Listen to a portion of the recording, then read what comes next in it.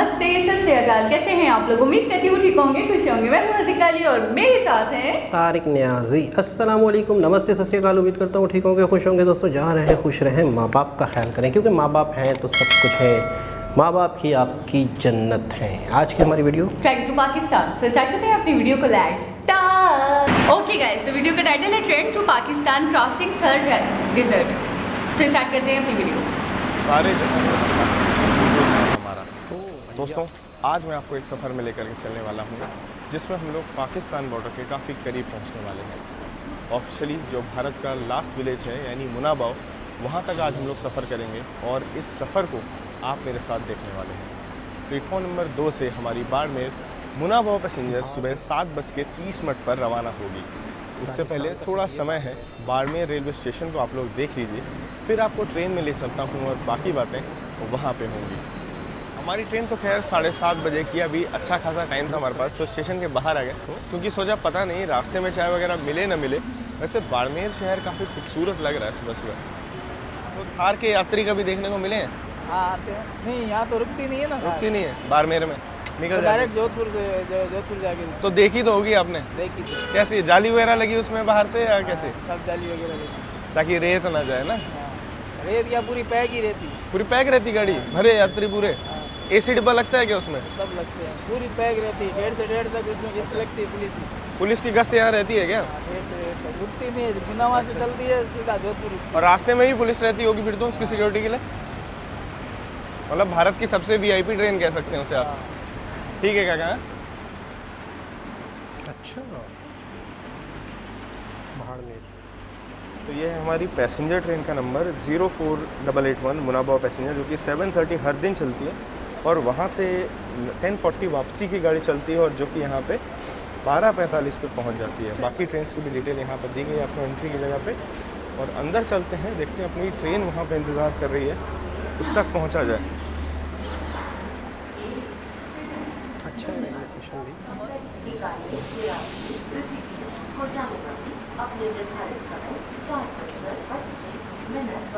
खूबसूरत, साफ सुथरा यार। पूरी राजस्थान है, मतलब रेगिस्तान है आसपास। ये ज़रूरत है। भारत से पाकिस्तान के बीच में कोरोना काल से पहले 2 ट्रेनें रेगुलर चलाई जाती थी। एक हमारी समझौता एक्सप्रेस और दूसरी थार एक्सप्रेस। समझौता एक्सप्रेस तो वाघा बॉर्डर वाले रूट से जाती है, पर हमारी थार एक्सप्रेस जोधपुर से चलकर बाड़मेर बिना रुके होते हुए मुनाबाव तक जाती है और आगे से 0 पॉइंट रेलवे स्टेशन से ट्रेन बदली जाती है और मेन थार एक्सप्रेस में वो ट्रेन जोड़ दी जाती है। यानी जो भारत से जोधपुर से जो ट्रेन चलती है उसे थार लिंक एक्सप्रेस कहा जाता है। यहाँ पीछे हमारी मुनाबाव पैसेंजर खड़ी है, काफ़ी छोटी सी ट्रेन है, प्लेटफॉर्म नंबर 2 से निकलने वाली है। चलिए ट्रेन में चढ़ते हैं, कैसा है इसका हाल देखते हैं, कैसा इंटीरियर है देखते हैं और इस सफ़र को 7:30 बजे बाड़मेर से शुरू करते हैं। तो यहाँ दोस्तों हमारी ट्रेन का लोकोमोटिव खड़ा है, जो कि आबू रोड का एक एल्को लोकोमोटिव है, जो आज हमें हमारे पूरे सफ़र में लेकर जाने वाला है। हमारी मुलाकात हुई एक भैया से। भैया अपना नाम बता दीजिए। मेरा नाम भवानी सिंह है। भवानी भैया वहीं गडरा पे रहते हैं, जो कि पाकिस्तान के सबसे करीब है ना, और मतलब मुनाबाव के बाद। वैसे मुनाबाव तो हम लोग जा ही रहे हैं। गडरा से 10 किलोमीटर आगे गाँव है, तामलोड करके है। अच्छा, तो मुनाबाव स्टेशन है, उसकी मतलब सिक्योरिटी का क्या हाल है? यहाँ पे क्या आलम रहता है मतलब अक्सर? सिक्योरिटी का तो वैसे जैसे अब तो था चलनी बंद हो गई वैसे, लेकिन पहले सिक्योरिटी का तो बहुत टाइट ही रहता है वैसे अभी तक। और वहाँ पे भी आप मुनाबाव चाहेंगे तो आपको पता चल ही जाएगी डेफिनेटली। अच्छा हाँ, वो तो हम कवर करने ही वाले हैं भाई। लेकिन सबसे क्लोजेस्ट पाकिस्तान कहाँ से पड़ता है, मतलब मुनाबाव के बाद? मतलब जैसे आप त्रिमुखी गाँव कुछ बता रहे थे ऐसे। ये तो पूरा बॉर्डर इलाका ही है वैसे। हाँ, बाड़मेर के आगे फिर आप चले जाओगे, यहाँ से तो बॉर्डर इलाका है, पूरा नज़दीक ही पड़ता है डेफिनेटली। सब जगह मतलब कुछ डेस्टिनेशन कुछ नज़दीक है, कुछ थोड़ी दूर वैसा करके। जैसे गडरा से भी 3-4 किलोमीटर है। 3-4 किलोमीटर ऐसे बॉर्डर एकदम करीब है। चलिए ठीक है भैया, थैंक यू इन्फॉर्मेशन के लिए। Thank you. हम लोग भी सफ़र शुरू करते हैं, बस 5 मिनट का समय बचा है हमारे सफ़र को शुरू होने में। आप लोगों से मिलता हूँ ट्रेन के डिपार्चर में।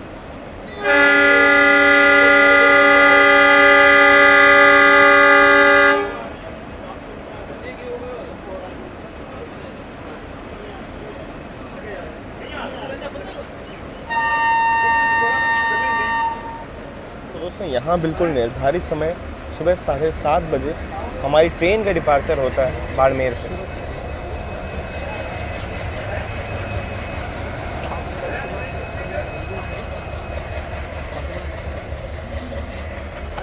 बाड़मेर स्टेशन में आपको ऑटोमेटिक कोच वॉशिंग प्लांट भी देखने को मिल जाएगा।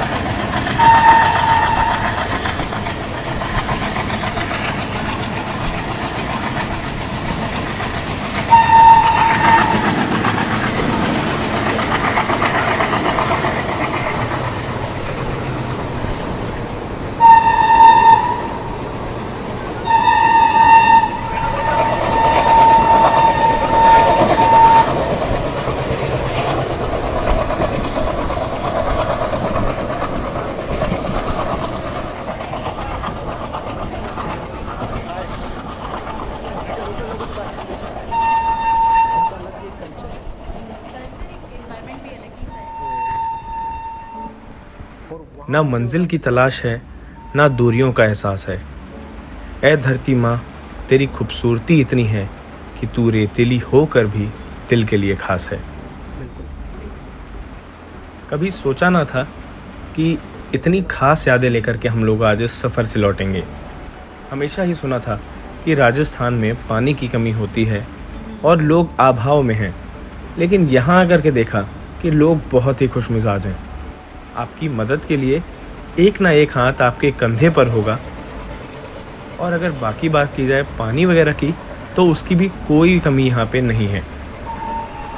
अभी हमारी ट्रेन थार मरुस्थल से होकर के गुजर रही है, जो कि विश्व का 9वें स्थान पर सबसे बड़ा मरुस्थल है।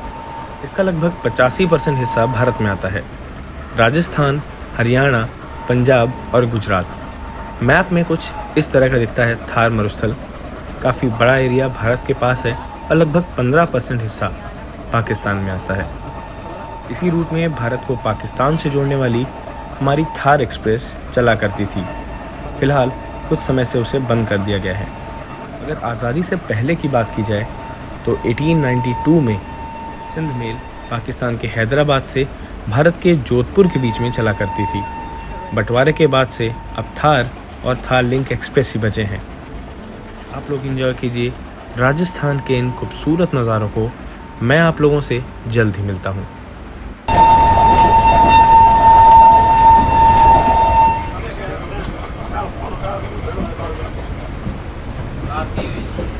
तो यहाँ पे अब हम लोग पहुँच रहे हैं अपने पहले हॉल्ट पे, जसई रेलवे स्टेशन में। काफ़ी छोटे से प्यारे से स्टेशन है, लेकिन हमारी पैसेंजर ट्रेन कुल मिला के लगभग 8 स्टेशन में रुकते हुए अपने 120 किलोमीटर के सफ़र को आज मुनाबाव तक तय करने वाली है।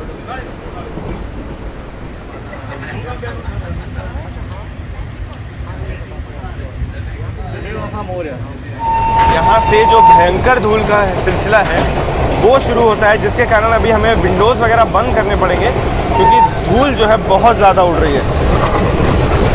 ये देखिए, रेत ही रेत है जो आँखों में जा रही है, कपड़ों में जा रही है, और इससे बहुत नुकसान हो सकता है। यहाँ जो है सभी खिड़की दरवाजे अभी बंद कर दिए जाते हैं, क्योंकि ये रेत जो है काफ़ी प्रचुर मात्रा में उड़ रही है और जिसको संभालना मुश्किल होता चला जा रहा है। और यहाँ पे देखिए, सीट में अगर आप देखें तो कितनी रेत इकट्ठा हो चुकी है। तो आप इमेजिन कर सकते हैं कैमरे में, हाथ में, शरीर में कितनी रेत जा रही होगी।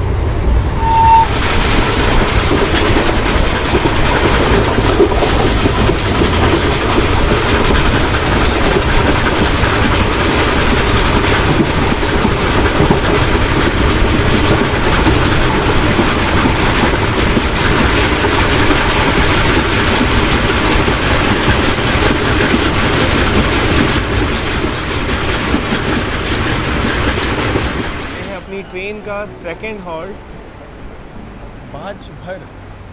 और एक चीज़ सबसे अच्छी है, यहाँ मोर हमें बहुत ही देखने को मिले इस रूट में। मतलब इतने मोर मैंने एक साथ कभी अपनी ज़िंदगी में नहीं देखे, वो भी एक रेल रूट में।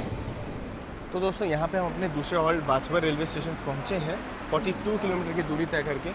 पहला हॉल्ट हमारा जसई था, जो कि वो भी काफ़ी प्यारा छोटा सा स्टेशन था। वहाँ हम लोग 18 किलोमीटर की दूरी तय करके पहुँचे थे और काफ़ी खूबसूरत है राजस्थान। इस रूट में बरसात केवल साल में 4 ही महीने होती है। ऐसे में ज्वार और बाजरा यहाँ की महत्वपूर्ण फसलें हैं। यहाँ के लोग आपसी भाईचारे में और समझ में सूझबूझ के साथ यहाँ की चीज़ों को मैनेज करते हैं। कभी पानी की कमी हुई भी तो गडरा रोड या फिर बाड़मेर से पानी को पहुँचाया जाता है। साथ ही साथ फल फूल और सब्जियाँ भी इन्हीं इलाकों से आती हैं। कोच में आपस में लोग बातें कर रहे हैं, हंसी मजाक कर रहे हैं, लेकिन खिड़की किसी ने नहीं खोली है और उसका सबसे बड़ा कारण है ये धूल। देखिए आप कितनी जमा है, हमारी बोतलों के ऊपर मिट्टी जमा हो चुकी है, रेत की। ये बैग का हाल है और यहाँ सीट का हाल भी आप देख सकते हैं। अभी दोस्तों अपनी ट्रेन पहुँची है रामसर रेलवे स्टेशन और मैंने यहाँ पे विंडो खोलने की हिम्मत कर ली है थोड़ी देर के लिए, बस देखने के लिए कि क्या हाल है। बाकी काफ़ी रेत ही रेत आपको आसपास दिखाई देगी। अब इसी के लिए तो हम लोग आए थे यहाँ पर। तीसरा हॉल्ट और हमने तीसरे हॉल्ट आते आते 50 किलोमीटर की दूरी तो तय कर ही ली है। सभी स्टेशन काफ़ी छोटे हैं, जितनी ज़रूरत है उसी हिसाब के हैं सब, और दिन में लगभग 2 ही ट्रेन हैं, ये एक जाने वाली और यही जब वापस आती है।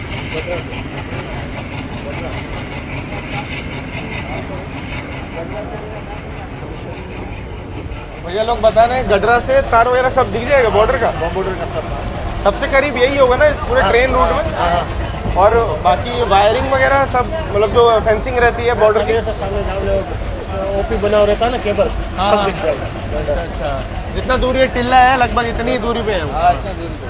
बढ़िया है। अभी देखते हैं, अभी 2 स्टेशन और बचे हैं फिर आएगा।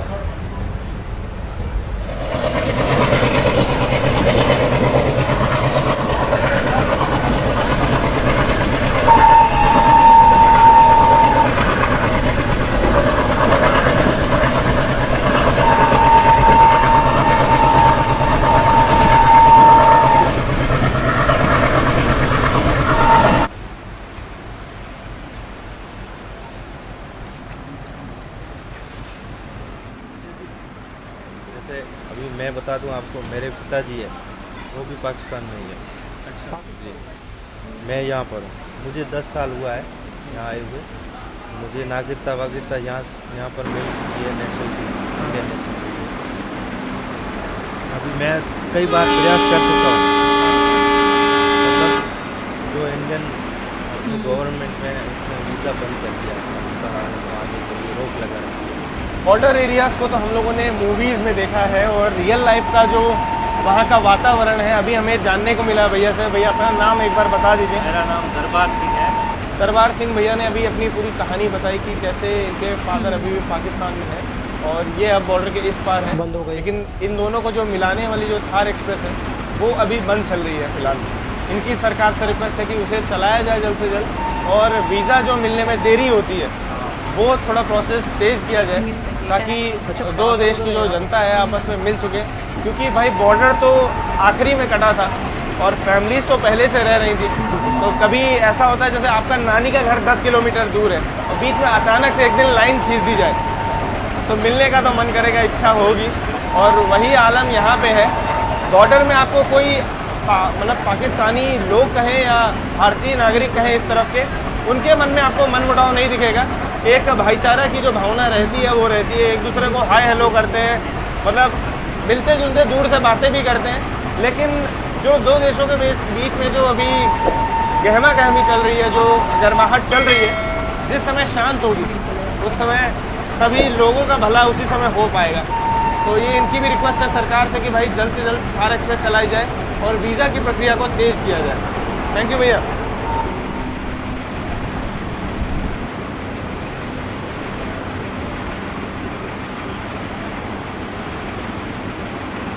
80 किलोमीटर की दूरी को तय करते हुए हम लोग गडरा रोड अब जाके पहुँचे हैं दोस्तों। और यहाँ तक खाने पीने की कोई चीज़ें आपको नहीं मिलेंगी, आपको अपने साथ लेके चलेंगे। बस एक हॉल्ट और बचा है, उसके बाद हम लोग पहुँचेंगे सीधा गुनाबू। और यहाँ से जो बॉर्डर है, यहाँ के लोगों ने बताया कि लगभग 1.5 से 2 किलोमीटर की दूरी पर है। और डिपार्चर पर जो फेंसिंग वगैरह है, तार वगैरह है, वो आपको यहीं देखने को मिल जाएगी। लेकिन माहौल जो है यहाँ पे बॉर्डर एरियाज में काफ़ी खुश मिजाज है लोग। बाकी जो लोग हैं दोनों तरफ के वो एक दूसरे से काफ़ी घुले मिले हैं, बस दूर से लेकिन बातें हो पाती हैं। बीच में जो तार हैं ये एक बाधा बनते हैं, लेकिन तार को आप नॉर्मल तार मत समझिएगा, इसमें करंट दौड़ता है। सुरक्षा के लिए और देश की सुरक्षा बहुत ही ज़रूरी है। और यहाँ से मैं आप लोग को बता दूँ कि यहाँ पे हमारा जो अराइवल है ये 8:50 पे हुआ है और लगभग 9:30 9:40 तक लोग मुनाबो पहुँच जाएंगे। और यहाँ पे कई लोग उतरे हैं, मतलब मेन जो गाड़ी खाली होती है यहाँ वो पे सीधा तकरीबन लोग गडरा रोड उतर नहीं जाते आकर के होती है। चलिए मिलता हूँ आप लोगों से दुकान से। यार आज का तो बड़ा इंटरेस्टिंग सफ़र है। मैं बोल रही हूँ ना बहुत स्पीडी लग रही है मुझे। देखिए 80 किलोमीटर डिस्टेंस कवर कर लिया। ये ऐसी जगह होती हैं जो बस बहुत ही यूनिक प्लेस होती हैं। अच्छा, बॉर्डर के इस पार और उस पार बातें करते हैं लेकिन हाँ हाँ, एक दूसरे की गाँव में ज़मीन आगे वो जो शहर के अंदर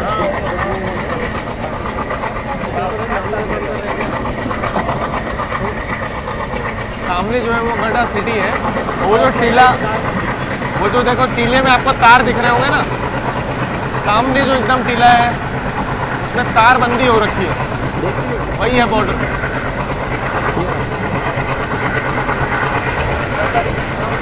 देखो तार लगा है, देखो देखो टावर टीले के ऊपर देखो।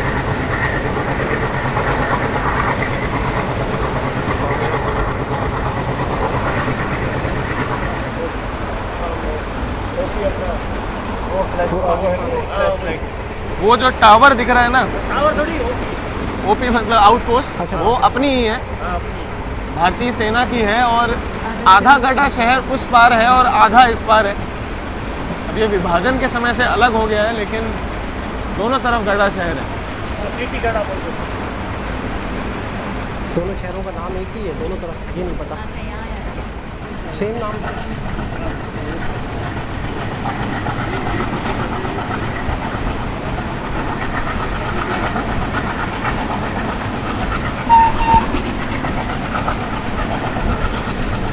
भूख देखो, रेगिस्तान की पहचान, यहाँ पे लोग पालते हैं।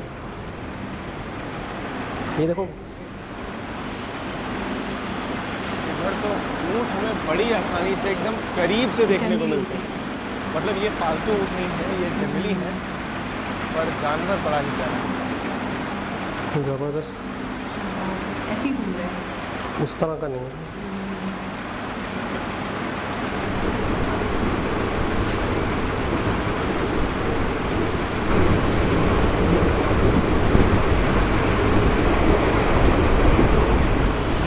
तो दोस्तों राजस्थान में इस हिस्से में बारिश जो है मात्र साल में 4 महीने होती है, बाकी महीने पूरा सूखा पड़ा होता है। तो जो खेती यहाँ पे की जाती है इन्हीं 4 महीने में की जाती है। ज़मीन के पानी से तो सिंचाई नहीं हो पाती, इसलिए सीधा बारिश के पानी से खेती की जाती है। उसका असर आप देख सकते हैं, ये आखिरी महीना चल रहा है और पता चला कि 15 दिन पहले बारिश हुई थी एक बार। अब दोबारा कब होगी ये तो नहीं कह सकते, लेकिन खेती साल में केवल 4 ही महीने की जा सकती है। नीलमा स्टेशन में अभी हम लोग पहुँचे और यहाँ भी कुछ सवारी उतरी है। बहुत छोटा सा स्टेशन है, तो अब तक का सबसे छोटा स्टेशन है। यहाँ पे प्लेटफॉर्म भी नहीं बना है एटलीस्ट कम से कम, लेकिन बोर्ड लगा हुआ है और मेन लाइन पे से बनाया गया है। क्या है? लीलमा, लीलमा मुनाबो। अब यहाँ से मुनाबो बस 20 किलोमीटर बचा है।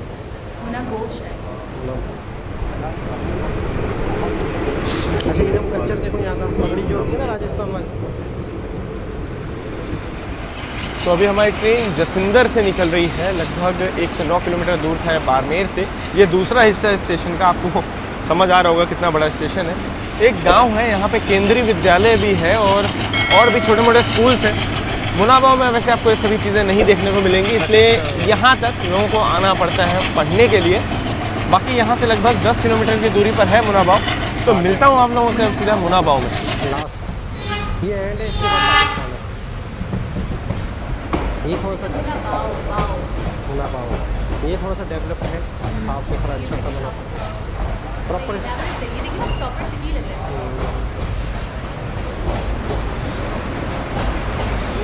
थार एक्सप्रेस की सिक्योरिटी चेक और बाकी सभी चीज़ों के लिए बनाया गया है। यहाँ पे आप देख सकते हैं कितनी टाइट सिक्योरिटी है, जाली वगैरह सब लगी हुई है बाकायदा।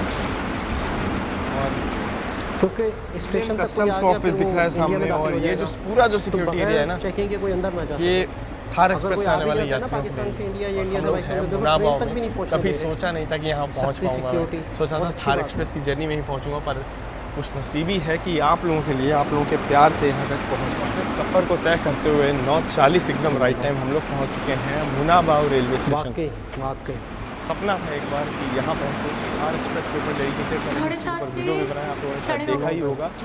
और मुनाबाव फाइनली हम लोग पहुँचे हैं। पाकिस्तान से बस 2 किलोमीटर की दूरी पर है।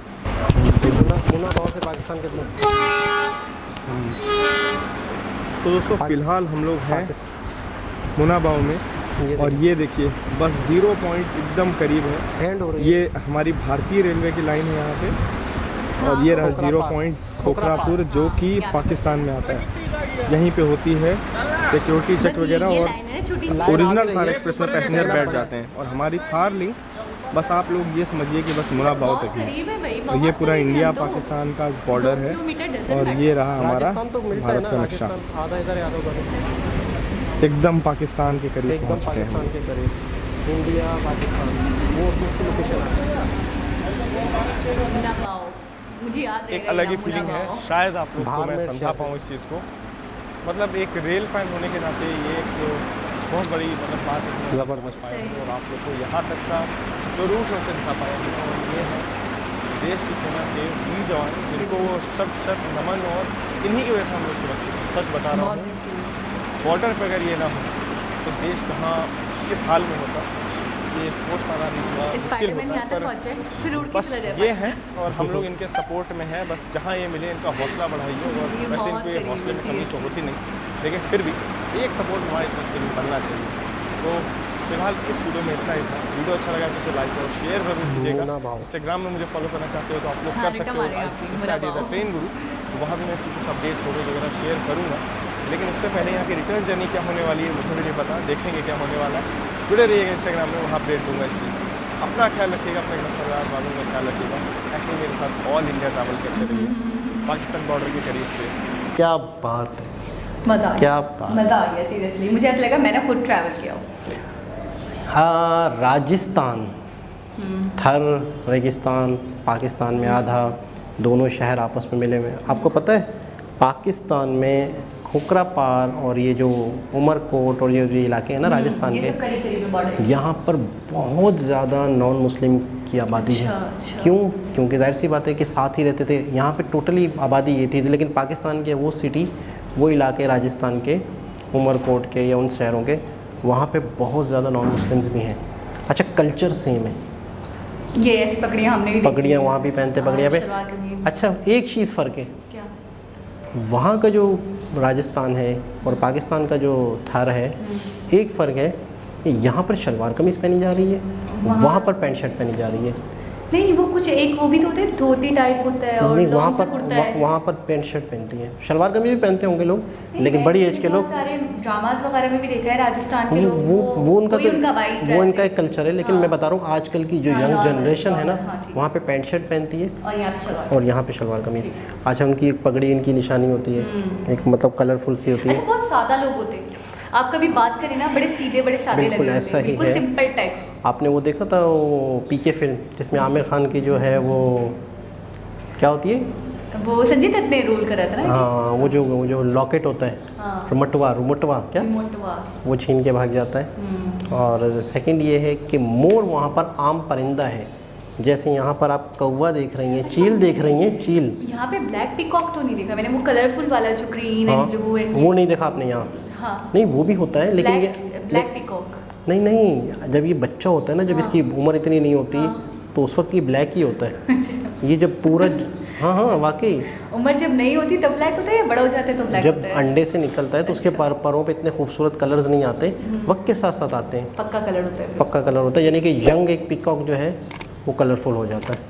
और वैसे वहाँ पर ये परिंदा आम है, यानी कि किसी की मलकियत। ब्लैक वाला होता है, ये नायाब ज़्यादा है या फिर ये कलरफुल वाला? मैं ये कह रहा हूँ ब्लैक और वो नहीं होता, कलर सेम होता है। सेम होता है, ये इसकी एज के हिसाब से होता है। जब इतना देखो, जब मुर्गी होती है या कोई चूज़ा होता है, उसका कलर कुछ और होता है।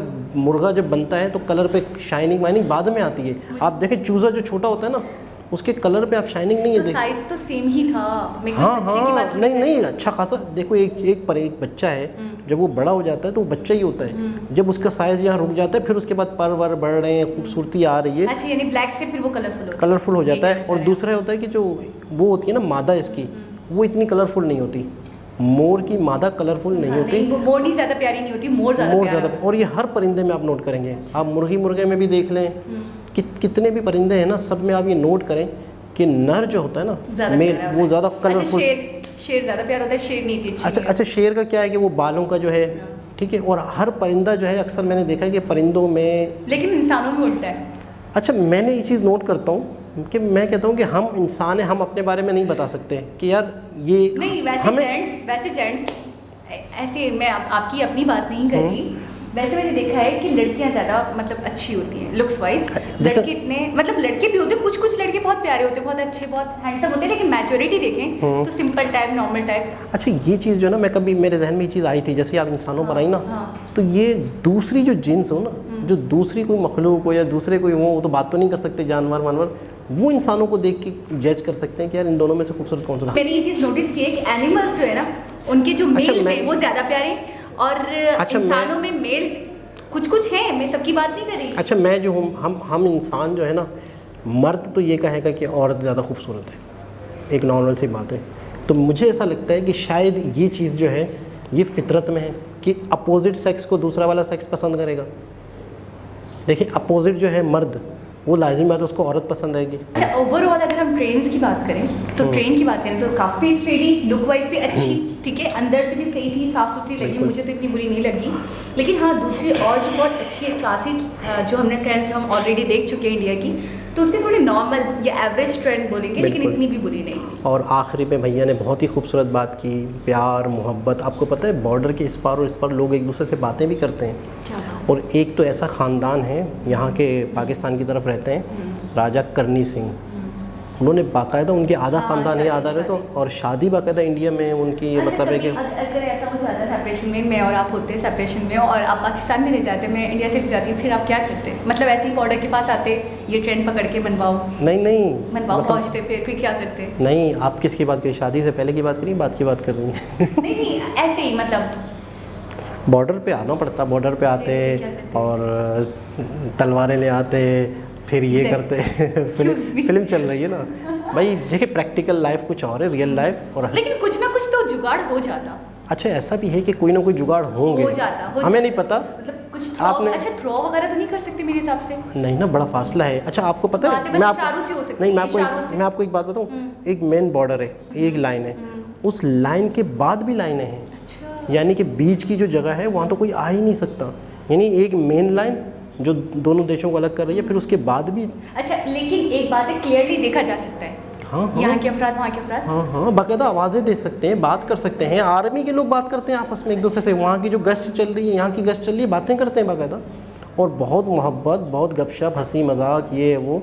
अच्छा, लेकिन मुझे अलैदगी का, मैं ही कहती हूँ कि वहाँ के जो गांव हैं या वहाँ के जो मतलब ये जो इनकी सेना वगैरह है या हमारी जो आर्मी है, तो मुझे तो ऐसा लगता है अलैदगी का मतलब एक फील नहीं होता होगा। देखिए, वैसे तो कनेक्टेड ही रहते होंगे, बहुत ज़्यादा टाइम तक तो नहीं होता, लेकिन जब कभी हालात ख़राब हों या कोई मामलात हो, तो आपको पता है यही लोग ज़्यादा परेशानी गुजारते हैं। जब फायरिंग होती है तो पता है, इस तरफ भी अक्सर हमने सुना, हमारी न्यूज़ में आया है कि इस तरफ लोगों के घरों पर फायर हुआ है, तो उस तरफ भी लोग ज़ख्मी हुए, लोगों पे फायर हुए, काफ़ी न्यूज़ की क्लिप्स आते रहते हैं। तो ये है कि इस मतलब बॉर्डर पे रहने वाले लोगों को परेशानियां भी थोड़े से ऐसे दिन भी आते हैं कि उनको फेस करनी पड़ती है, लेकिन अक्सर आपस में यही लोग रिश्तेदार हैं, यही लोग, मतलब है कि आधे यहाँ रह गए, आधे यहाँ रह गए। अच्छा, ये मैं ये कहूँगी, ये सेपरेट होके भी कनेक्टेड है, अगर मैं ये कहूँ। खोखरा पार पाकिस्तान का एंड है, और आप कह रहे हैं ना उमरकोट, ये सारे, मतलब उमरकोट से आगे चले जाएंगे तो खोखरा पार, ये वो उमरकोट, तो और मतलब पूरा ये रेगिस्तान ही है। और वहाँ पे मतलब जानने वाले बताते हैं, कुछ रहते हैं लोग, तो बताते हैं कि यहाँ पे जो मोर हैं वो आम, मतलब कोई पकड़ नहीं सकता। अच्छा, मैंने कहा यार पकड़ के ले आए, पता है आपको कराची में मोर की कीमत क्या है? बहुत महंगा है, 1 लाख रुपए का मोर है। तो वहाँ से पकड़ के आप नहीं ला सकते, वहाँ का नॉर्मल परिंदा है वो, वहाँ पे अंडे देता है, खुद ही उसके बच्चे होते हैं, मतलब कोई उनको घरों में सहन में घूमते फिरते रहते हैं, लोग उनको दाना पानी डाल देते हैं, वैसे ही किसी की मलकियत नहीं है वो। कितना खूबसूरत जगह होगी, बड़ी बात है। अच्छा, अगर मोर नहीं पकड़ सकते तो अंडे ही 2-4 उठा के ले देखिए अंडे लेकिन बड़े डैश हो बेटा। लेकिन अंडे जो हैं ख़राब हो जाएंगे ना जब उस पर मोरनी बैठेगी, अंडों को सेचेगी। अच्छा, यानी मोर लाए ना लाए, मोरनी लाना ज़रूरी है। कुछ भी ले आए है ना, अंडों के साथ अंडे में। मोरनी कम। यहाँ से भी मिल जाते हैं, लीगल भी तरीके से भी। एक्सपेंसिव है यहाँ पे, बिल्कुल एक्सपेंसिव। यहाँ पे कानूनी तरीके से आती हैं चीज़ें। खैर बहरहाल बहुत ही खूबसूरत सफ़र। वैसे ही सफ़र की वीडियो काफ़ी लंबी थी, हम ज़्यादा बोलेंगे तो आप बोर हो जाएंगे। और हम मोर पे दोबारा किसी और वीडियो के साथ आपसे मुलाकात होगी, जब तक के लिए अल्लाह हाफिज़।